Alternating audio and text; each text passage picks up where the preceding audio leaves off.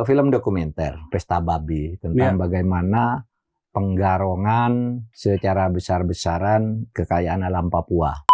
Jadi kalau terjadi pelarangan itu lagi, aparat atau oknum aparat yang melakukan itu melanggar undang-undang ya? Melanggar undang-undang dan seharusnya ditindak. Diumumkan dari sekarang. Kenapa sih? Siapa itu yang melakukan itu? Atas otoritas apa dia melakukan pelarangan-pelarangan seperti itu? Kan gitu. Bahaya nggak sih Pak? Membuat institusi menjadi rusak atau enggak? Yang melarang-larang gitu? Iya, menjadi kelihatan tidak profesional, menjadikan munculnya kesan bahwa ini otoriterisme baru. Apa betul ada uang masuk ke Nadiem? Kan itu tidak pernah dibuktikan. Tidak pernah dibuktikan. Apa yang dulu dijadikan dasar penersangkaan bahwa sudah ada kong kali kong sebelum Nadiem jadi menteri, itu kan tidak muncul. Tidak muncul di persidangan. Kita juga tidak ingin jaksa setengah-setengah. Kalau memang salah, ya silahkan dituntut sekeras-kerasnya. Tapi kan ini ada masalah ya, ada masalah keanehan-keanehan. Iya. Tapi sehari-hari sekarang yang paling banyak di media sosial kita saksikan komentar-komentar masyarakat tentang kondisi rupiah. Statement presiden selama menjadi presiden ini yang paling banyak menimbulkan olok-olok. Yang mana yang kemarin soal dolar itu. Berapapun dolar kalau di desa orang tidak menggunakan dolar. Maaf, kasar sekali olok-oloknya itu. Dan itu masih terus berkesinambungan. Karena apa? Menurut saya memang keliru kali mengatakan orang desa kan tidak makan dolar. Loh, kita negara ini pinjam uang setiap hari kan berurusan dengan dolar. Yeah.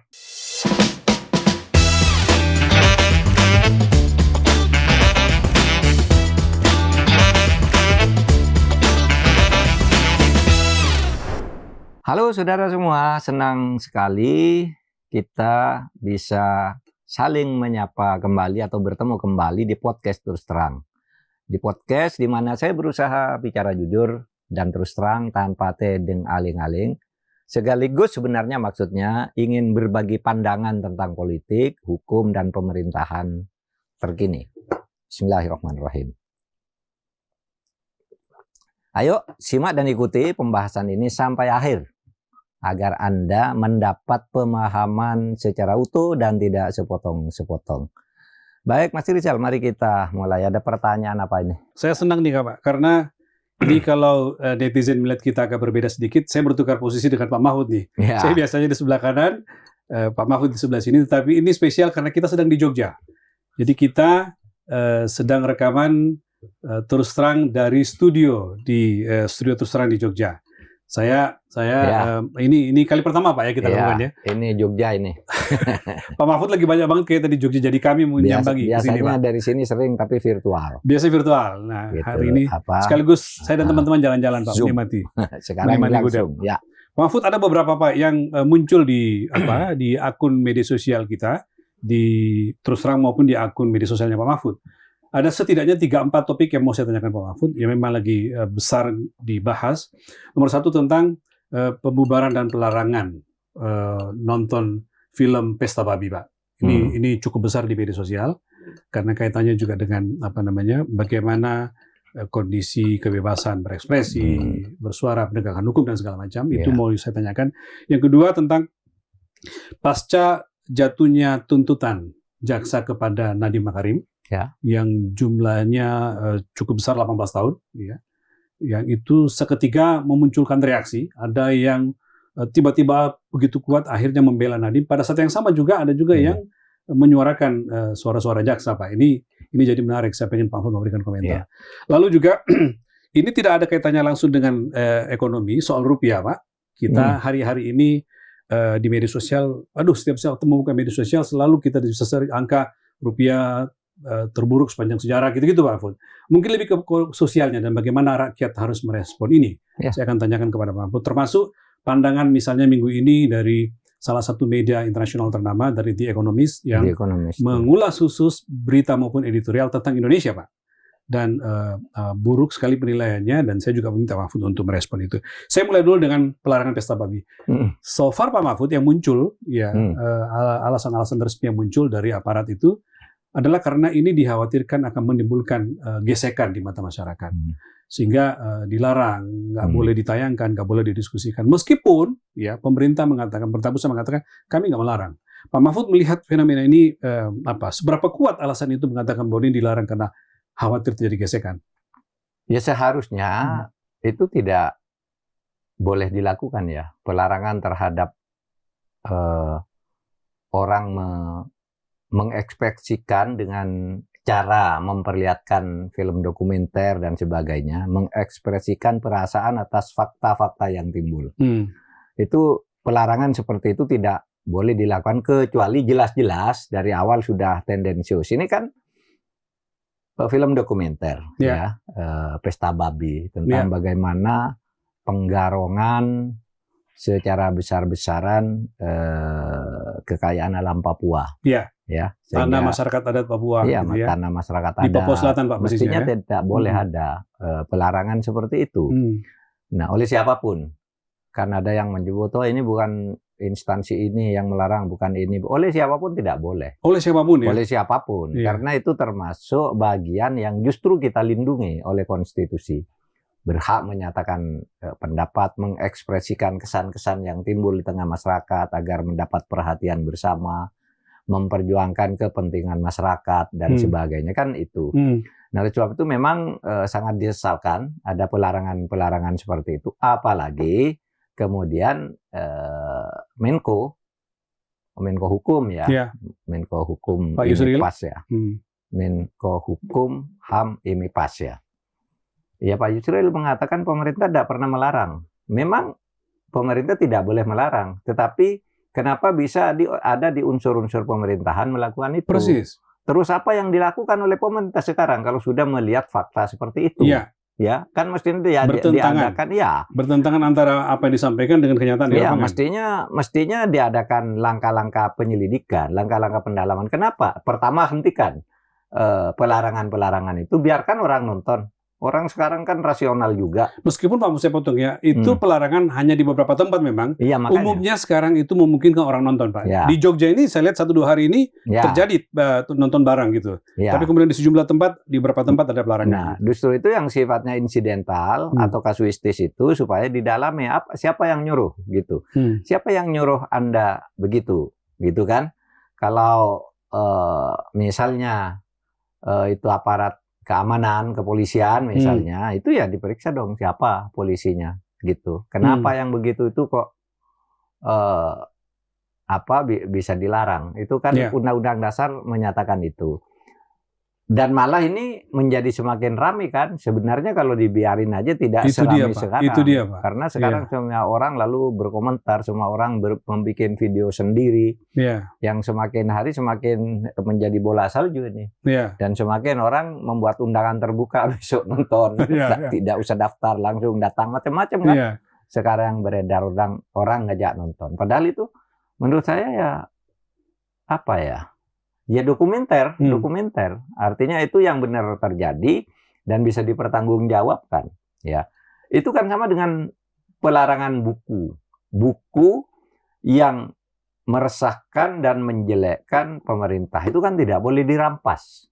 Iya kan? Iya. Dulu waktu saya ketua MK itu pernah ada orang menulis buku yang isinya tuh pokoknya semua agama tuh jelek, semua agama tuh bohong. Kebohongan dibongkar masing-masing di buku itu. Tidak ada lah agama yang benar.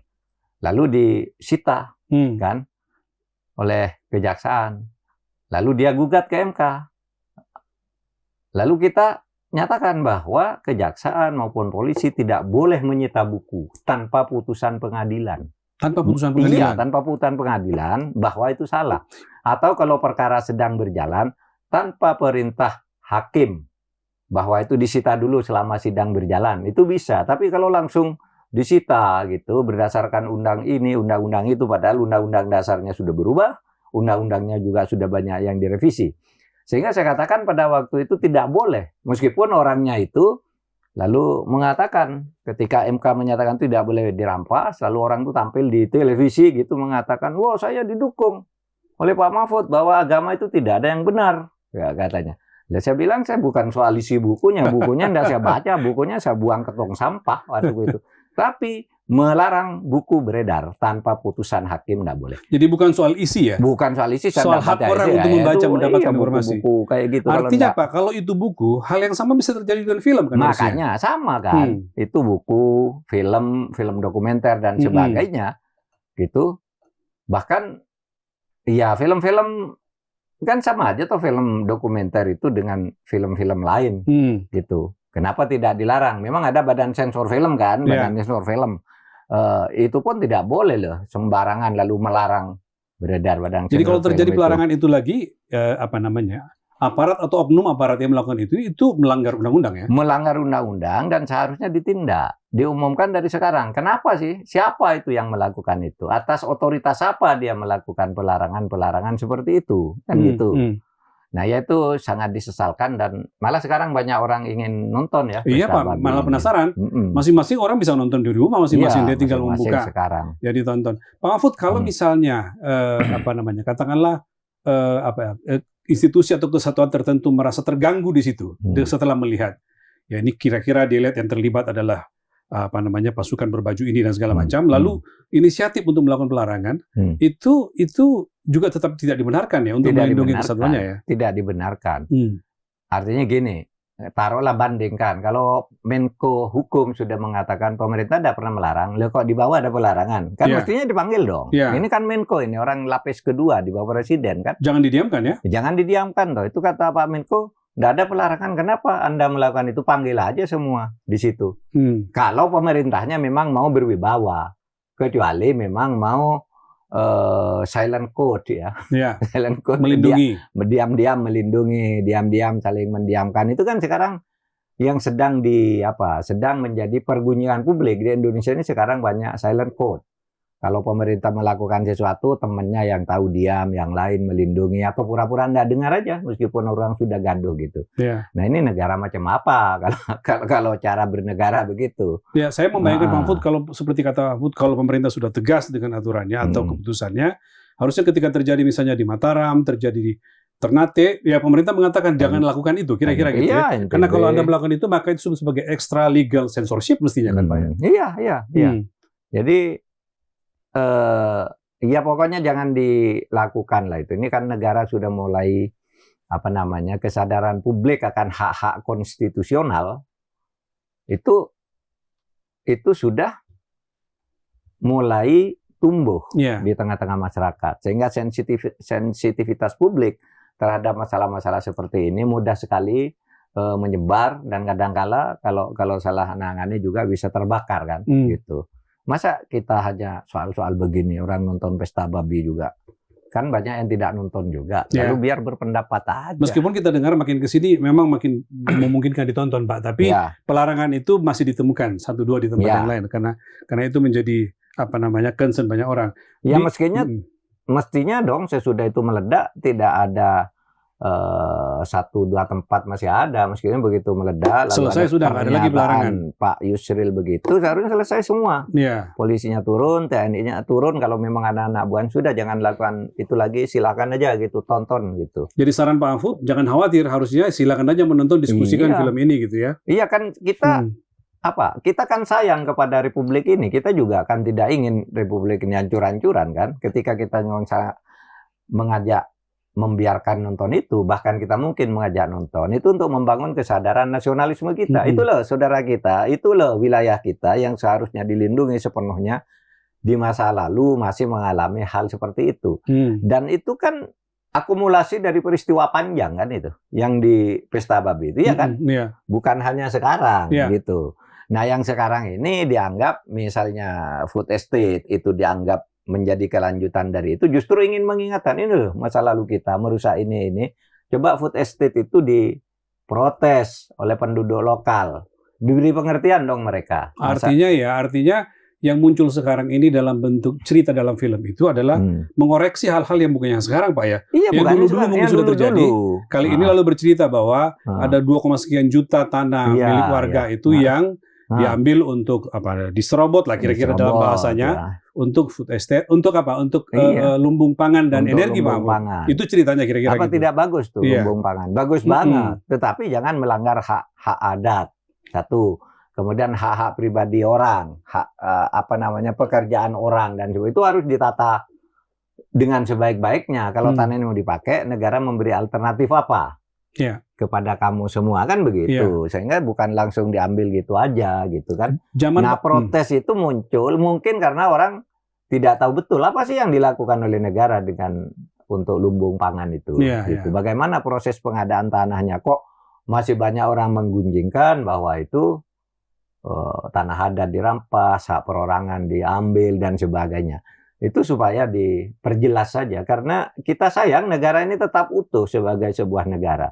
Sementara ada analisis bahwa Papua itu daerah yang rawan untuk diintervensi oleh dunia internasional secara geopolitik. Nah, kalau kita tidak bisa melindungi mereka dengan sayang, bagaimana kita bisa menghalangi misalnya intervensi asing yang mungkin malah akan merugikan kita terhadap kelangsungan Papua itu sebagai bagian dari Negara Kesatuan Republik Indonesia. Gitu. Ya, pelarangan yang ada sekarang ini Pak Mahfud, meskipun sudah dibantah oleh pemerintah, itu kan juga mengulangi yang sebelumnya, Pak. Diskusi buku riset Indonesia, kalau nggak salah di Madiun waktu itu. Itu di era Pak Mahfud menjadi Menko Polhukam, pernah nggak muncul yang seperti ini? Atau mirip-mirip itu, melarang diskusi buku, melarang nonton film di era Bapak menjadi Menko Polhukam selama 4 tahun, nggak pernah muncul? Kayaknya rasanya nggak pernah ada sih, nggak pernah ada.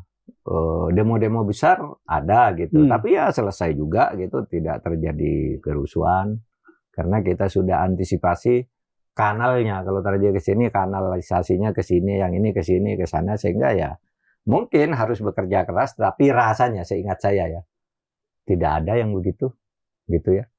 Yang waktu saya awal-awal itu dulu kan terorisme di Palu itu kan. Itu yang agak berat, ya itu terjadi. Tapi akhirnya bisa diatasi, bisa ketangkap juga. Kemudian bom di berbagai tempat, di gereja dan berbagai tempat. Itu di awal-awal itu masih terjadi, tapi nampaknya 5 tahun terakhir ini enggak ada lagi yang membuat ngeri gitu ya. Mungkin masih ada gerakan-gerakan itu, tapi densusnya mungkin bagus. Itu intelijennya mungkin bagus, sehingga itu semua bisa diantisipasi lah untuk tidak meledak. Ya, jadi pokok pikiran dari pesan-pesan penting Pak Mahfud dari case tadi adalah kebebasan berekspresi kita dilindungi undang-undang, Pak ya. Iya, silakan. Gini loh. Dulu Undang-Undang Dasar yang asli itu kan hanya menulis berserikat, berkumpul, menyatakan pendapat dengan lisan dan dengan tulisan diatur dengan undang-undang. Itu usulnya Bung Hatta agar tidak menjadi negara etatis. Tapi ini dianggap tidak memadai, ya kan? Sehingga pada saat amandemen ditambah 10 pasal lagi yang kalimatnya panjang-panjang. Bisa 10 kali dari kalimat aslinya setiap pasal baru itu. Dan itu ada 10 pasal, 28A, B, C sampai J gitu kan. Karena untuk melindungi hal-hal kayak gini, dirinci semua hak konstitusional, mana yang hak asasi yang sifatnya universal, mana yang hak konstitusional yang masuk secara khusus di dalam Undang-Undang Dasar kita. Sehingga ada hak asasi manusia, ada hak konstitusional warga negara. Itu semua ngatur yang begini-gini agar tidak terjadi pelanggaran terhadap hak-hak mereka. Kalau itu misalnya dibiarkan, Pak, katakanlah itu tadi ada institusi yang merasa buruk namanya. Seberapa berbahaya bagi dia dan institusi itu kalau informasi seperti ini dibiarkan untuk terus ditonton orang, didiskusikan orang? Bahaya nggak sih, Pak, membuat institusi menjadi rusak atau enggak gitu ya? Yang melarang-larang gitu. Iya, menjadi kelihatan tidak profesional, yang menjadikan munculnya kesan bahwa ini otoriterisme baru. Maksud saya gini, Pak, kalau itu dibiarkan oleh mereka, itu bahaya nggak bagi mereka bahwa itu didiskusikan gitu? Kalau saya sih enggak. Mestinya enggak ya? Masyarakat kita juga kan tidak ingin negaranya rusak. Tapi mungkin akan muncul protes-protes untuk pembenahan ketatausahaan kita di bidang pertahanan dan keamanan, kan gitu kira-kira kan. Sehingga kalau bagi negara enggak ada anunya itu. Malah itu mungkin menjadi bagian masukan untuk memperbaiki tata kelola kita. Iya. Itu. Baik. Ya, itu satu topik sudah, jadi saya ingatkan Anda untuk terus menyaksikan acara ini dan subscribe kalau Anda belum subscribe kanal Pak Mahfud ini. Kita lanjut ke Pak Mahfud yang kedua, Pak. Yang tentang yang saya bilang tadi, setelah tuntutan terhadap Nadiem Makarim disampaikan dalam sidang itu 18 tahun, ditambah uang pengganti kalau nggak salah 1 triliun plus 4,8 triliun gitu. Dan kalau tidak sanggup mengganti itu, maka diganti dengan tambahan 9 bulan kalau nggak salah Pak ya. Ya, 9 tahun ya. 9 tahun. 9 tahun Pak ya. Nah, Pak Mahfud ketika melihat itu orang kan jadi terhenyak Pak. Ya. Karena mereka melihat bahwa apa yang muncul di persidangan itu sejatinya tidak clear mengatakan bahwa Nadiem ini bersalah gitu ya Pak. Nah, apa yang Pak Mahfud tanggapi dengan tuntutan itu yang menghasilkan 18 tahun tadi? Begini, ini kan sudah sampai tahap penuntutan ya. Ya. Dan sesudah ini akan ada pledoi. Iya. Ya, dan masih akan ada kabarnya proses lagi. tanggal 25 Pak pledoinya, setelah itu baru ini. Ya. Nanti secara prosedural ya pengacaranya menjelaskan itu semua. Tetapi semua ini kan berujung pada hakim. Ya. Nah, oleh sebab itu kita berharap, sekarang harapan kita ke hakim yang banyak. Karena sekarang proses pembuktian sudah jauh gitu, dan sepertinya jaksa meyakini atau memaksakan atau meyakini ya sama saja bahwa ini benar terjadi gitu. Kemudian proses-prosesnya tampak aneh gitu. Tetapi bagaimanapun kan akhirnya berujung pada hakim. Yang kita harapkan ini hakim nanti benar-benar menjadi hakim. Ya, benar-benar jadi hakim itu apa? Mengadili gitu. Karena begini, menurut saya jaksa itu memang wajib loh membuat tuntutan-tuntutan yang tegas gitu. Seakan-akan yakin. Karena kalau memang sejak awal meragukan, jaksa nggak usah bawa. Kalau sudah dibawa ke pengadilan, dia harus berusaha sekuat mungkin membuktikan. Itu tugas jaksa. Meskipun dia juga bisa menuntut bebas gitu kan? Iya, bisa juga kan mestinya. Iya, kita juga tidak ingin jaksa setengah-setengah. Kalau memang salah, ya silahkan dituntut sekeras-kerasnya. Nah, tapi kan ini ada masalah ya, ada masalah keanehan-keanehan. Ada yang bilang ini ada kebetulan, ada kejanggalan kok banyak. Tapi kok masa kejanggalan yang menjadi kebetulan itu begitu banyak? Kalau kejanggalan lucu tuh, kejanggalan yang menjadi kebetulan. Kalau kejanggalan menjadi kebetulan tuh satu aja, tapi ini janggal tapi kok banyak sekali kebetulannya gitu. Itu baru saya baca tadi. Tapi begini, maksud saya keanehan-keanehan itu harus dipertegas ya. Kita tidak perlu a priori terhadap jaksa secara berlebihan. Meskipun jaksa juga tidak boleh juga a priori, apa tuh jaksanya yang bilang tuh, katanya, Anda itu baru nonton sidang 1 jam sudah berkomentar. Loh, kami ini 5 bulan mengerjakan ini. Gitulah, iyalah kita nontonnya kan dari TV. Bisa lebih dari 5 bulan kalau kita hitung tontonan kita. Itu ya kan, karena kita tidak hanya fokus ke jaksa, mencari dalil-dalil lain, mencari logika lain gitu. Dan variabel penonton kita bisa banyak untuk membandingkan gitu Pak ya. Iya, jadi jaksanya juga emosional. Udah adalah jaksa kalau memang penyagaan itu nanti tunggu gitu. Yang kita harapkan hakim itu bisa benar-benar objektif. Hakim tuh menurut Undang-Undang Dasar kita bertugas menegakkan hukum dan keadilan. Hukum dan keadilan itu orang nganggap satu. Tapi sebenarnya kenapa itu ditulis 2 kali? Karena hukum itu belum tentu adil. Hukum itu lebih dikaitkan pada peraturan, pada kepastian aturan, ya, yang sifatnya abstrak. Kalau keadilan itu pada penerapan. Jadi oleh sebab itu, kalau misalnya hakim melihat konstruksi hukum yang dibangun oleh kejaksaan, ya, kok kayak gini, jaksa kayaknya bisa meyakinkan, tapi kok dari pihak terdakwa dan pengacara juga cukup meyakinkan. Nah di situ hakim tidak, kalau jaksa dan pengacara itu ketemu titiknya, meskipun selalu bertentangan, biasanya kan bisa disimpulkan dengan mudah gitu kan. Misalnya kalau orang membunuh dengan terang-terangan gitu, dibela bagaimanapun ya tetaplah gitu ya. Tapi kalau yang kayak gini sama-sama punya alasan dan alasannya itu masuk semua gitu. Nah, maka tugas hakim sekarang bukan menegakkan hanya hukum tapi keadilan. Keadilan itu apa? Dia hakim bisa keluar dari dalilnya jaksa, bisa keluar juga dari dalilnya ini. Inilah keadilan gitu.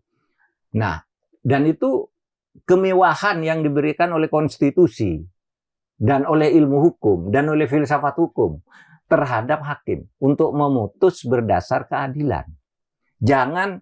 Pertama, jangan terpengaruh oleh opini publik. Banyak hakim itu yang tidak tahan dengan opini publik. banyak. Apalagi sekarang ini makin mudah Iya. orang bersuara, Pak. Dan Baru- sekarang yang bikin opini publik itu bukan hanya masyarakat sipil, Iya. tapi juga aparat penegak hukum punya anggaran untuk Iya. merekayasa Iya. opini publik. Iya. Jadi oleh sebab itu Iya. sudah perang opini publiknya, hakim tuh harus tegar gitu. Hmm. Nah, salah satu penyebab kenapa pengadilan itu sesat karena orang takut pada tekanan opini publik. Iya. Ada yang takut ke atasan, ada yang tersandra, karena kamu kalau menghukum awas loh, kamu punya salah begini dan saya punya bukti-bukti saya bongkar gitu. Atau kalau kamu tidak menghukum awas, atau kalau kamu mau nanti saya naikkan pangkat. Ya, Itu pertimbangan naik pangkat. kesesatan hakim karir gitu ya.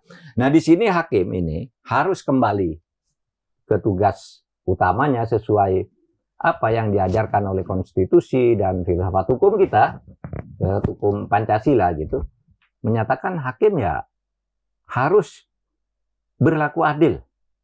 Makanya dalam hukum itu selalu ada kepastian, keadilan, dan kemanfaatan itu kan selalu disebut Iya, di dalam itu ya. teori hukum itu. Nah itu sebenarnya hakim yang punya kemewahan untuk tidak percaya pada jaksa, untuk tidak percaya pada terdakwa.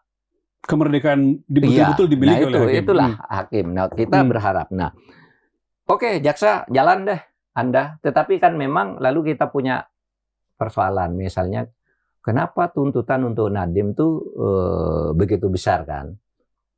Katanya negara dirugikan sekian, Nadiem dapat uang sekian. Itu dua hal yang berbeda sebenarnya dengan Chromebook gitu.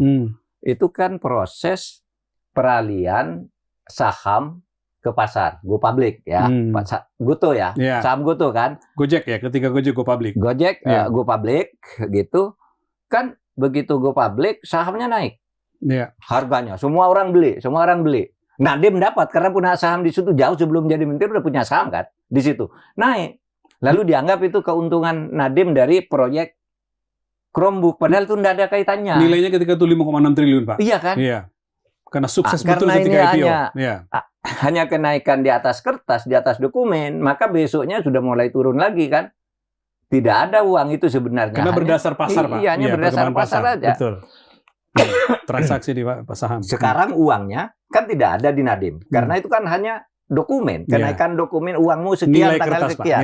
Nilai kertasnya sekian. Uangnya tidak ada. Begitu harga saham turun pelan-pelan, uangnya tidak ada lagi. Malah konon rugi kan dari yang sebelumnya. Nah ini lalu dibebankan sebagai keuntungan pribadi Nadiem. Kan ini hakim harus tahu. Terkadang orang tidak mengerti ilmu yang seperti ini, ilmu persahaman yang seperti itu, tidak ngerti kadang-kala. Kok bisa begitu? Orang kok kekayaannya bisa ratusan triliun, itu tidak ada uangnya, itu kertas dokumen aja kan sebenarnya, gitu. Tinggal apakah ketika naik betul dia ada permainan sehingga merugikan keuangan negara apa tidak, itu kan yang harus dibuktikan. Tapi kalau itu lalu dibebankan, itu menurut saya hakim harus tahu bahwa itu tidak ada gitu. Kalaupun misalnya ada kekeliruan pada pihak jaksa karena antara gap antara ilmu teknis dengan ilmu penuntutan gitu, itu hakim bisa mengoreksi itu ya ketika terjadi itu. Itulah tugas hakim. Itu keistimewaan yang diberikan oleh konstitusi dan oleh hukum terhadap hakim. Anda bisa tolak itu pendapat jaksa. Anda bisa tolak itu pendapat terdakwa. Sehingga salah satu alat bukti yang juga masuk di dalam hukum itu keyakinan hakim. Keyakinan itu alat bukti, gitu. Bukti yang kemudian saya yakin ke situ, itulah bukti. Hakim ngetok mengikat, gitu. Nah, itu yang diperlukan dari hakim yang akan datang. Karena juga akan ada keanehan-keanehan ya. Bagaimana Nadiem dituduh atau didakwa merekayasa ini, gitu kan?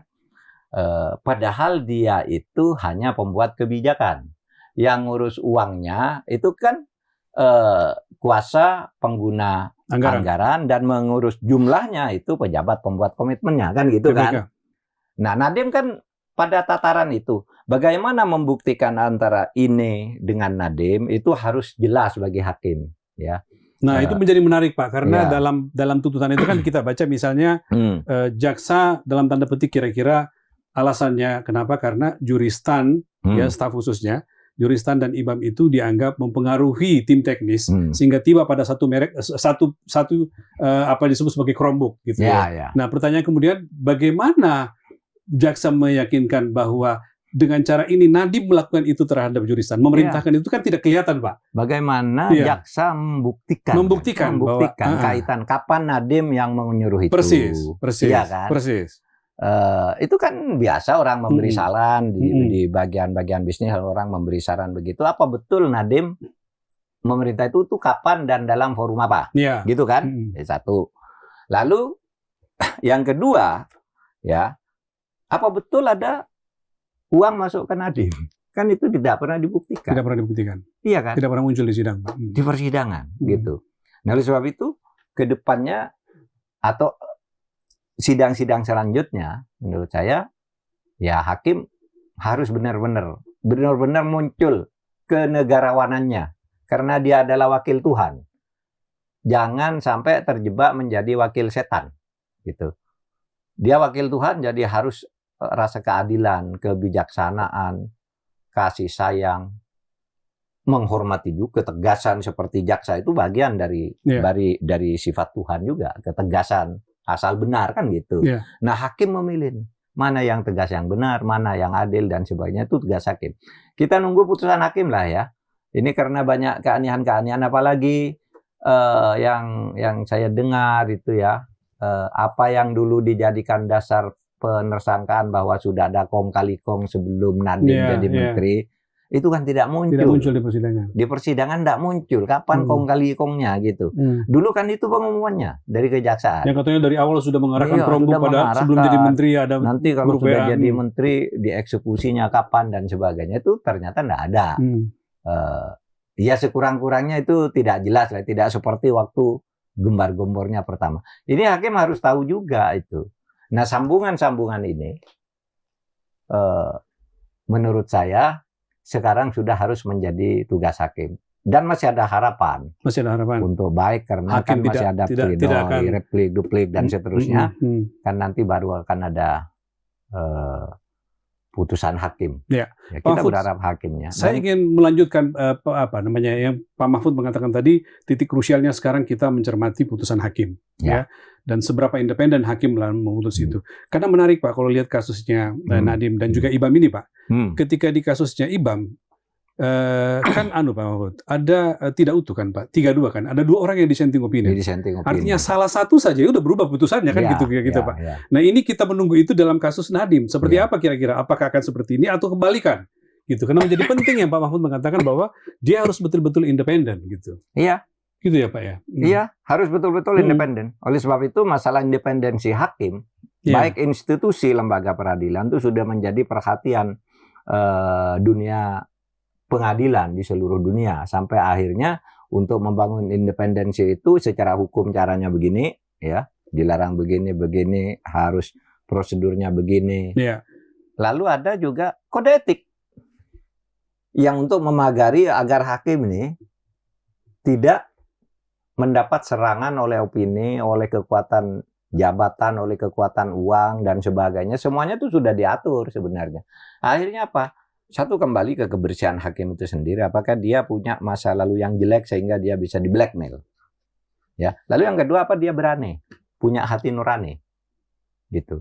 Saya tidak mengatakan orang kalau punya hati nurani itu harus membebaskan Nadiem atau tidak. Enggak. Bukan soal itu ya? Bukan soal itu. Berani itu artinya memutus yang benar dan nanti akan terlihat itu dari konstruksi hukumnya, dari yang bolong-bolong. Kan banyak yang bolong-bolong ini anunya. Kaitan rangkaian fakta-fakta yang dibangun, dibolak-balik dan sebagainya, itu menurut saya kurang oke untuk dunia peradilan. Malah kita harus memperbaiki ini, dan akhir-akhir ini sudah ada kan pengadilan yang sudah mulai berani ya keluar dari penyanderaan psikologis paling enggak. Ya seperti kasus Amsal ya, namanya Amsal Sitepu dan sebagainya gitu. Saya kira itu harus dikembangkan, kekuasaan kehakiman yang independen dari kekuasaan lain. Dan kita, kalau saya sih semangatnya, saya tetap mendorong kejaksaan cari itu koruptor-koruptor lain, tangkapi semua gitu. Tapi kalau tidak salah ya jangan. Jangan dipaksakan Gitu. gitu ya. jangan- Iya. Oleh sebab itu saya memaklumi kalau jaksa memang tugasnya ya mencari, karena dia Menuntut, dia sudah mengajukan ke pengadilan. Bagaimanapun dia kalau ingin profesional harus membuktikan, iya kan? Betapapun seberapa benarnya nanti, seberapa kata hakim dia harus berusaha. Jadi kita tidak pula harus selalu menyalahkan gitu ya. Iya. Saya kira itu tugas jaksa. Hmm. Kalau jaksanya tidak gitu, nanti terjadi ke kasus lain kita Iya. marah lagi. Lu jaksa kok diem aja sih kayak gitu kan? Nah ini kan bisa. Iya, Oleh iya. sebab itu kita objektif saja gitu. Iya. Oke? Oke Pak, ini satu lagi Pak yang ramai juga di akun media sosial Pak Mahfud.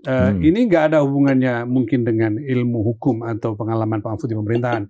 Tapi sehari-hari sekarang yang paling banyak di media sosial kita saksikan komentar-komentar masyarakat tentang kondisi rupiah. Paling ramai ketika Bapak Presiden Pak Prabowo mengatakan bahwa orang desa itu ya nggak ngaruh mau ribut berapa kayak mau berapa tingginya dolar kan orang desa tidak. Tapi lalu tiba-tiba semua banyak sekali orang yang memberikan respon mengatakan bahwa ya ngaruh Pak karena impor kita misalnya makan tempe, makan tahu, kedelai, gandum dan segala macam itu kita impor. Nah kita sebagai warga Pak Mahfud ya Pak Mahfud sekarang banyak di Jogja, saya kira bisa berinteraksi banyak dengan orang-orang di sekitar rumah. Merasakan apa Pak dengan kondisi ekonomi kita sekarang? Apa namanya? Apa Pak yang saya merasa galau. Saya bukan ahli ekonomi, ya. ahli keuangan apa saya Persis. enggak. Sehingga saya enggak pernah bicara itu ya. Meskipun ada benarnya juga bahwa masyarakat desa itu kan enggak pakai dolar. Dulu ketika Covid malah ekonomi rakyat tumbuh, berkembang sendiri. Ya. Rakyat bisa mempertahankan hidupnya karena punya daya tahan masing-masing ya, kultur gitu. yang kuat ya. Tapi itu kan tidak menumbuhkan ekonomi, hanya bertahan aja. Iya kan? Iya. Ini kan mau kita pertumbuhan ekonomi. Dan ini situasi tidak ada Covid. Mestinya ekonomi itu tidak anjlok gitu ya. Nah, saya bukan ahli itu, tetapi public common sense mengatakan bahwa iya dong aneh gitu. Masa ekonomi kita sampai kayak gini ada apa sih gitu. Nah, yang kedua, saya galau tadi. Kenapa? Menurut saya dari keseluruhan statement presiden selama menjadi presiden ini yang paling banyak menimbulkan olok-olok. Yang mana yang kemarin soal dolar itu. Berapapun dolar kalau di desa orang tidak menggunakan dolar gitu. Mulai dari ini kakek kelihatan di media sosial ya. Putra-putri di media sosial muncul terus gitu. Diolok-olok betul presiden kita ini. Maaf kasar sekali olok-oloknya itu. Sehingga tidak seperti ini. Dan itu masih terus berkesinambungan. Karena apa? Menurut saya memang ya keliru kali ya. Mengatakan orang desa kan enggak makan dolar loh. Kita negara ini pinjam uang setiap hari kan berurusan dengan dolar. Iya kan? Itu kan akibatnya ke harga-harga seperti tadi. Impor pangan kita juga kan? pembayarannya dengan dolar dan segala macam. Pinjam ke luar negeri juga pakai dolar. Mau ngimpor minyak pakai dolar. Kalau minyak pakai dolar kan di desa-desa mungkin orang secara subsistence bisa makan dari berasnya sendiri, sayurnya sendiri. Tapi masa cuma itu kebutuhan orang? Ekonomi kan bukan itu menurut saya. Betul. Iya kan? Nah, oleh sebab itu ya mudah-mudahan ini bisa gimana ya caranya? Saya mungkin tidak justru tahu caranya memberi usul ke Pak Prabowo. Membalikan persepsi supaya tidak yang muncul kan jadi persepsi negatif Pak ya, bukan memberitahu ke Pak Prabowo agar itu salah pernyataan itu, dan kesalahan itu bukan hanya ahli ekonomi yang bisa nyatakan salah gitu. Dan olok-oloknya menjadi tidak enak kita sebagai anak bangsa ya, presiden kita kok dibegitukan oleh orang-orang kita sendiri yang kadang-kala mungkin entah siapa dia dan sebagainya. Tapi ini menurut saya yang paling banyak menimbulkan olok-olok, bukan hanya keras tapi juga ledekannya yang merendahkan. Kalau keras itu kan oke lah, mungkin gitu. Tapi ini ledekan yang merendahkan kemudian gitu. Dan secara sosial itu apa? Perasaan itu bisa berdampak negatif ya. Bagaimana negatif. Sebagai warga merespon?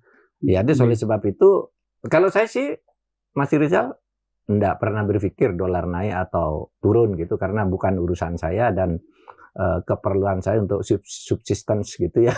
Sudah cukup aman lah kira-kira gitu. Iyalah.